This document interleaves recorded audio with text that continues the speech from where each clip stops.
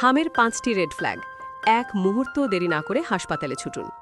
বাচ্চার হাম হলে ঘরে বসেই চিকিৎসা করা যায়, কিন্তু কখন বুঝবেন পরিস্থিতি হাতের বাইরে চলে যাচ্ছে? হামের সময় বাচ্চার এই 5টি রেড ফ্ল্যাগ বা বিপদের লক্ষণ দেখলে এক মুহূর্ত দেরি না করে সরাসরি হাসপাতালে ছুটুন। 1. শ্বাসকষ্ট বা নিউমোনিয়া।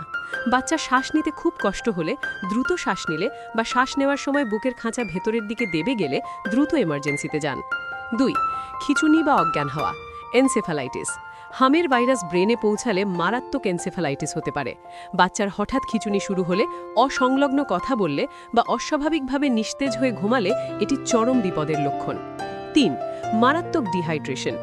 একটানা বমি বা পাতলা পায়খানার কারণে বাচ্চার চোখ গর্তে ঢুকে গেলে, মুখ একদম শুকিয়ে গেলে বা 6-8 ঘন্টা কোনো প্রস্রাব না করলে দ্রুত স্যালাইন সাপোর্ট প্রয়োজন।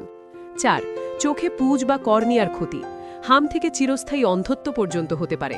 বাচ্চার চোখ অতিরিক্ত ভুলে গেলে, চোখ দিয়ে অনবরত হলুদ পুঁজ বের হলে বা চোখের ভেতর ঘোলাটে দাগ দেখলে দ্রুত ডাক্তার দেখান। 5. জ্বর ফিরে আসা।